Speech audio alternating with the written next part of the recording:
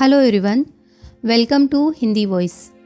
मजला शहजादा अली व्यापारियों के एक दल के साथ फारस देश को रवाना हुआ। 4 महीने की यात्रा के बाद शिराज में, जो फारस की राजधानी थी, पहुंचा। वह जौहरियों के वेश में था। उसने साथ के व्यापारियों से अच्छी दोस्ती कर ली। वे सब शिराज की एक सराय में उतरे। व्यापारी लोग व्यापार करने बाजार गए तो शहजादा अली भी बाजार पहुंचा और वहां की सैर करने लगा। शिराज के बाजार की सारी दुकानें पक्की थी और गोल खंभों पर मंडपों की तरह बनी हुई थी। अली जैसे जैसे बाजार को देखता, शिराज की समृद्धि पर आश्चर्य करता। वह सोच रहा था कि एक ही बाजार में करोड़ों का माल रखा हुआ है, तो सारे बाजारों में कुल मिलाकर कितना माल होगा और शिराज में कितना व्यापार होता होगा। बाजार में कई दलाल भी घूम रहे थे, जो ग्राहकों को भांति भांति की वस्तुएं दिखाते थे। उसने एक दलाल को देखा जिसके हाथ में 1 गज लंबी और 1 बालिश चौड़ी एक दूरबीन थी और वह उसका मूल्य 30,000 अशरफिया बता रहा था। अली को यह सुनकर बड़ा आश्चर्य हुआ। उसने एक दुकानदार से पूछा कि वह दलाल पागल तो नहीं है जो ऐसी मामूली दूरबीन के इतने दाम मांग रहा है। दुकानदार बोला, यह यहाँ का सबसे चतुर दलाल है और रोज हजारों का व्यापार करता है। कल तक तो यह भला चंगा था, आज अगर पागल हो गया हो तो कह नहीं सकते। वैसे अगर वह इस दूरबीन को 30,000 अशरफियों में बेच रहा है तो कोई खास बात होगी। आप मेरी दुकान पर ठहरिए, वह इधर ही आ रहा है। जब आएगा तो हम लोग देखेंगे कि उसका माल कैसा है। दलाल के पास आने पर उस दुकानदार ने उसे पास बुलाकर पूछा कि तुम्हारी दूरबीन में क्या विशेषता है जो तुम इसका इतना दाम मांगते हो। उसने अली की ओर इशारा करके कहा, यह तो तुम्हें पागल समझने लगे थे। दलाल ने अली से कहा, आप अभी चाहे मुझे पागल कहे, जब मैं दूरबीन की विशेषता बताऊंगा तो आप इसे जरूर खरीद लेंगे। उसने दूरबीन को अली के हाथों में दिया और फिर उसे प्रयोग करने का तरीका पूरी तरह बताया। उसने कहा, इसके दोनों सिरों पर 2 कांच के जैसे टुकड़े लगे हैं। आप दोनों से होकर अपनी दृष्टि बाहर डालिए। आप जिस चीज़ को देखना चाहेंगे वह चाहे हजारों कोस की दूरी पर हो, आपको इस तरह दिखाई देगी जैसे कि आपके सामने रखी है। शहजादे ने कहा, भाई तुम्हारी बात का विश्वास किस प्रकार हो कि यह दूरबीन इतने दूर की चीज़ भी दिखा सकती है। दलाल ने दूरबीन उसके हाथ में दे दी और उसके प्रयोग की विधि दोबारा बताकर कहा, आप स्वयं परीक्षा कर लीजिए। दोनों शीशों के बीच निगाहें जमाकर आप जिस वस्तु या व्यक्ति का ध्यान करेंगे उसे ऐसा स्पष्ट देखेंगे जैसे वह आपसे 2-4 गज ही पर मौजूद है। अली ने दूरबीन लगाकर अपने पिता को देखने का विचार किया तो साफ दिखाई दिया कि बादशाह दरबार में सिंहासन पर बैठा हुआ फरियादियों की अर्जियां सुनकर उन पर विचार कर रहा है।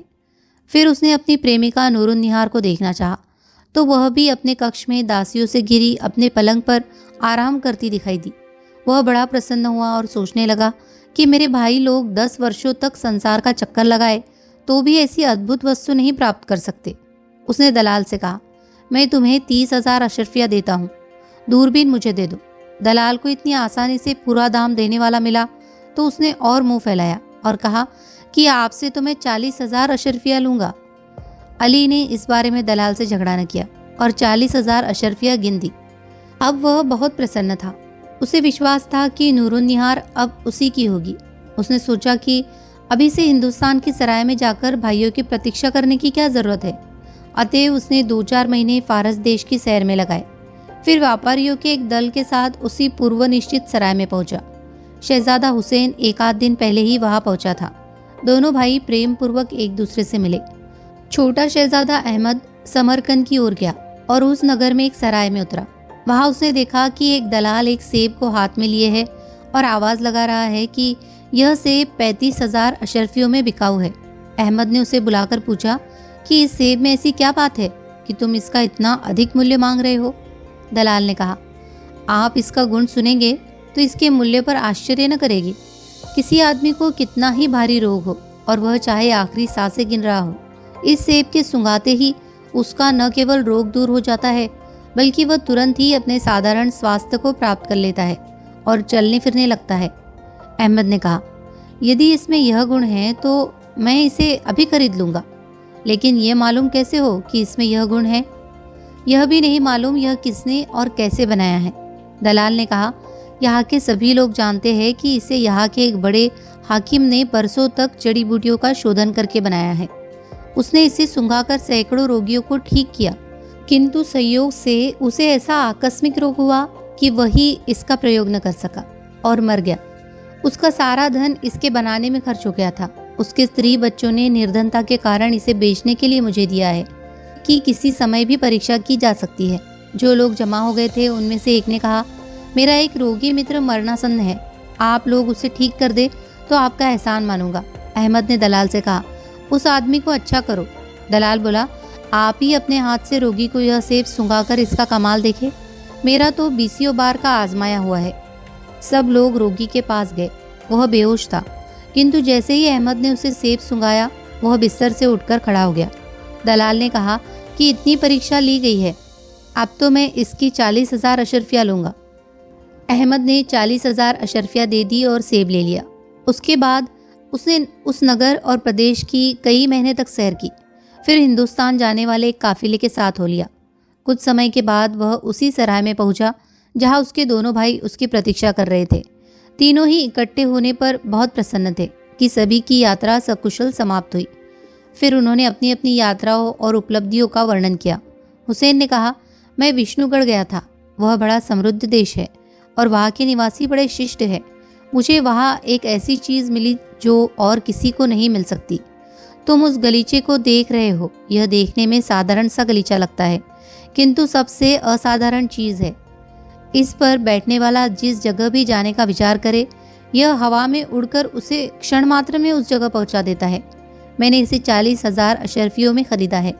मैंने विष्णुगढ़ की कई महीने सैर की, फिर भी महीनों पहले इस सराय में आ गया हूँ, क्योंकि इस गलीचे पर अपने सेवकों के साथ बैठकर जो ही मैंने यहाँ पहुँचने की इच्छा की, उसी क्षण हम लोग यहाँ पहुँच गए। इसीलिए मैं यहाँ 2-3 महीने से हूँ और तुम लोग अभी आए हो।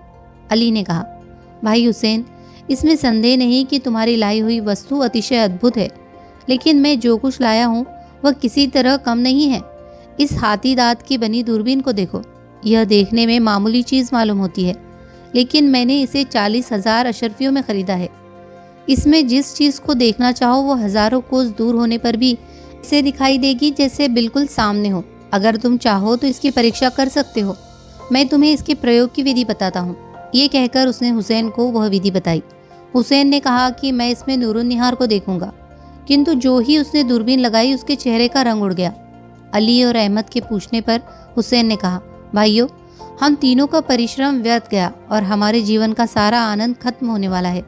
नूरुन्निहार अंतिम सांसें गिन रही है, उसे कोई जानलेवा रोग हो गया है। बीसियों दासिया और जनाने के पलंग के पास रो रहे हैं। अली और अहमद ने भी दूरबीन देखी तो यही बात पाई। अहमद ने कहा, हम सभी नूरुन्निहार का स्वास्थ्य लाभ चाहते हैं। मैं अगर वहाँ अभी पहुँच जाऊँ तो उसे इसी समय निरोग कर सकता हूँ। ये कहकर अहमद ने सेब निकाला और कहा, तुम लोगों के गलीचे और दूरबीन की तरह इस सेब का दाम भी 40,000 अशरफी है। यह समय इसकी परीक्षा का है। इसमें यह गुण है कि किसी भी रोग के रोगी को, चाहे वो मरने वाला ही हो, यह सुंघाया जाए तो न केवल रोग दूर हो जाता है, बल्कि रोगी एकदम से अपने स्वास्थ्य की साधारण अवस्था में पहुंच जाता है। इसमें नूरुन्निहार को इसी समय ठीक किया जा सकता है, बशर्ते कि हम वहाँ फौरन पहुँच जाए। हुसैन ने कहा, पहुँचाने की जिम्मेदारी मेरी रही। तुम लोग मेरे साथ इस गलीचे पर बैठ जाओ, फिर इसका खेल देखो। ये कहने के बाद हुसैन ने गलीचा बिछा दिया और तीनों भाई उस पर बैठ गए। इसके पहले उन्होंने सेवकों से कहा कि तुम लोग सराय का हिसाब चुकता करके सामान लेकर साधारण मार्ग से राजधानी को आना। गलीचे पर बैठकर तीनों ने नूरुन्निहार के कक्ष में पहुंचने की इच्छा की और दम मारते ही वहां पहुंच गए। वहां उपस्थित लोग उनके अचानक आगमन से भयभीत हुए, किंतु उन्हें पहचान कर उनके सकुशल लौट आने पर संतोष अनुभव करने लगे। अहमद ने आगे बढ़कर औषधियों वाला सेब नूरुन्निहार को सुंघाया। सांस अंदर जाते ही नूरुन्निहार ने आंखें खोल दी और इधर उधर देखने लगी। फिर वह पलंग पर बैठ गई और बोली, मुझे गहरी नींद आ गई थी। दासियों ने कहा, नहीं, आप तो रोग के कारण मरनासन्न थी। तुम्हारे यह तीनों चचेरे भाई अभी अभी आए हैं और शहजादा अहमद ने एक सेब सुंघाकर आपको अच्छा किया है। दासियों से यह सुनकर नूरुन्निहार ने उनके आने पर प्रसन्नता और अहमद के प्रति कृतज्ञता प्रकट की। शहजादे भी उसे स्वस्थ देखकर प्रसन्न हुए। फिर वे तीनों नूरुन्निहार से विदा लेकर अपने पिता के पास पहुंचे। बादशाह को सेवकों ने पहले ही बता दिया था कि तीनों शहजादों ने एकदम से नूरुन्निहार के कक्ष में आकर उसे एक क्षण में निरोग कर दिया है। बादशाह ने उनके पहुंचने पर उन्हें गले लगाया। तीनों ने अपनी अपनी लाई हुई चीजें दिखाई और नूरुन्निहार के पास पहुंचकर उसे निरोग करने का पूरा हाल कहा। फिर उन्होंने कहा, अब आप जिससे चाहे नूरुन्निहार को ब्याह दे। बादशाह सारा हाल सुनकर चिंता में पड़ गया। वह सोचने लगा कि अहमद ने नूरुन्निहार को अच्छा किया है, किंतु यदि मैं उसके साथ नूरुन्निहार की शादी करूं तो दोनों बड़े बेटों के प्रति अन्याय होगा, क्योंकि यह स्पष्ट है कि अगर अली की दूरबीन न होती तो अहमद नूरुन्निहार की बीमारी को देख नहीं पाता। अगर हुसैन का गलीचा न होता तो वह लोग इतनी जल्दी आ किस तरह पाते। नूरुन्निहार के स्वास्थ्य लाभ में तीनों की लाई हुई वस्तुओं का एक असाधारण योगदान है। किस तरह शादी का फैसला किया जाए? उसने कहा, बेटो, तुम्हारी लाई हुई वस्तुएं एक से एक बढ़कर अद्भुत है और उनके आधार पर कोई निर्णय नहीं हो सकता। अब दूसरी प्रतियोगिता आवश्यक है। कल तुम लोग सुबह अपने घोड़ों पर तीर कमान लेकर फैला मैदान में पहुंचो। मैं और अन्य राज्याधिकारी भी वहां होंगे। तुम तीनों के तीर फेंकने की प्रतियोगिता होगी। तीनों में जिसका तीर सबसे आगे जाएगा उसी से नूरुन्निहार का विवाह होगा। तीनों ने सिर झुकाकर आदेश को स्वीकार किया।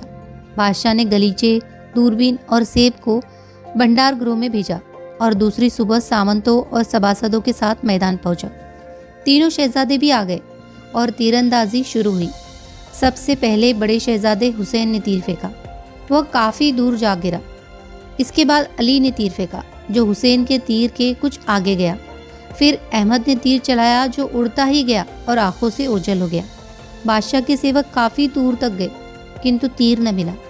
बादशाह ने अली को यह कहकर विजेता घोषित कर दिया कि अहमद के तीर का जब पता ही नहीं चला तो कैसे कहा जाए कि वो आगे गया है या पीछे। संभव है तीर कमान से छूटा ही न हो। इस निर्णय से हुसैन को बहुत दुख हुआ। वह नूरुन्निहार को अपने भाइयों से अधिक प्यार करता था और उसका दिल टूट गया। उसे सारे समाज से वितृष्णा हो गई। वह अली के विवाह में सम्मिलित न हुआ बल्कि फकीरों जैसे कपड़े पहनकर घर से निकल गया। अहमद भी दुख और ईर्ष्या के कारण अली और नूरुन्निहार के विवाह में शामिल न हुआ, लेकिन उसने संसार का त्याग नहीं किया। वह रोज मैदान में जाकर उस दिशा में दूर दूर जाकर अपना तीर ढूंढता रहता। एक दिन वह अकेला ही अपने तीर को ढूंढने चला। उसने सोचा कि आज तो मैं उस तीर को पाकर ही लौटूंगा। वह सीधा चलता गया, दाएं बाएं कहीं न देखा। कई पर्वत और घाटियां पार करके उसने देखा कि उसका तीर एक टीले पर पड़ा है। वह बड़े आश्चर्य में पड़ा कि तीर इतनी दूर किस तरह आ गया। पास आया तो यह देखकर और हैरान हुआ कि तीर एक चट्टान से चिपका है। वह सोचने लगा कि इसमें कोई भेद अवश्य है। तीर को पत्थर से छुड़ाकर उसने हाथ में लिया और आगे बढ़ा ताकि तीर के यहाँ पहुँचने के रहस्य को जान सके। आगे बढ़ने पर उसे एक गुफा मिली। वह उसके अंदर चला गया। अंदर कुछ दूर पर उसे लोहे का एक दरवाज़ा दिखाई दिया। उसके पास जाते ही द्वार खुल गया। अंदर उसे एक ढलवा मार्ग मिला। वह तीर लिए आगे बढ़ता गया। उसने सोचा कि यहाँ अंधेरा होगा, किंतु वहाँ खूब उजाला था। दरवाजे से 50-60 गज की दूरी पर एक विशाल भवन दिखाई दिया। उसने देखा कि एक अत्यंत रूपवती स्त्री अनुचरियों सहित उसकी ओर आ रही है। उसने सोचा कि आगे बढ़कर उस सुंदरी को सलाम करे, किंतु उसने इससे पहले ही अति मृदुल स्वर में कहा, शहजादा अहमद, इस दासी के घर में तुम्हारा स्वागत है। तुम्हें मार्ग में कोई कष्ट तो नहीं हुआ? अहमद ने आगे बढ़कर उसके आगे शीश झुकाया और कहा, हे भुवन मोहिनी, तुम्हारे स्वागत से मैं स्वयं को धन्य मानता हूँ, किंतु मुझे आश्चर्य है कि तुम्हें मेरा नाम कैसे मालूम है। रूपसी हंसकर बोली, अभी तुम्हें कहीं सुखद आश्चर्य होगे। अभी आकर मेरे साथ बारादरी में बैठो तो हम लोग आनंदपूर्वक बातें करेंगे। वही तुम्हें बताऊंगी कि मैं तुम्हें कैसे जानती हूँ। यह कहकर वो अहमद को हाथ पकड़कर बारादरी में ले गई। शहजादे ने देखा कि बारादरी गुंबददार है और गुंबद का अंदर का भाग सुनहरा है, जिस पर बैंगनी रंग से विचित्र चित्रकारी की गई है। अन्य सामग्री भी अति मूल्यवान थी। शहजादे ने उसकी प्रशंसा की तो रूपसी ने कहा, मेरे दूसरे महल इससे कहीं अधिक सुंदर है। फिर वह शहजादे को अपने पास बिठाकर बोली, तुम मुझे नहीं जानते, लेकिन मैं तुम्हें जानती हूँ। तुमने किताबों में यह तो पढ़ा ही होगा कि पृथ्वी पर मनुष्यों के अलावा जिन और परियां भी रहती है। मैं एक प्रमुख जिन की पुत्री हूँ। मेरा नाम परीबानू है। अब तुम अपना हाल भी मुझसे सुन लो। तुम 3 भाई हो। तुम्हारी चचेरी बहन नूरुन्निहार है। तुम तीनों उसे अपनी अपनी पत्नी बनाना चाहते थे। उसके लिए तुम तीनों ने अपने पिता के आदेशानुसार दूर देशों की यात्रा की। तुम्हारे पिता ने अद्भुत वस्तुओं को लाने को कहा। तुम समरकंद गए और वह रोग निवारक सेब लाए, जिसे मैंने ही वहाँ तुम्हारे लिए भेजा था। इसी प्रकार मेरा भेजा हुआ गलीचा विष्णुगढ़ से तुम्हारा बड़ा भाई हुसैन लाया, और इस प्रकार की दूरबीन फारस से अली लाया। इसी से समझ लो कि मैं तुम्हारे बारे में सब कुछ जानती हूँ। अब तुम ही बताओ, मैं अच्छी हूँ या नूरुन्निहार? अगर आप अलिफ लैला की इससे पहले की कहानियाँ सुनना चाहते हो तो डिस्क्रिप्शन बॉक्स में जो लिंक दिया है उससे क्लिक करके आप सुन सकते हैं। और अगर आपको हमारी कहानियाँ पसंद आ रही हो तो प्लीज़ इन्हें लाइक कीजिए, शेयर कीजिए और कमेंट कीजिए, और हमारे चैनल को सब्सक्राइब भी कर लीजिए। धन्यवाद।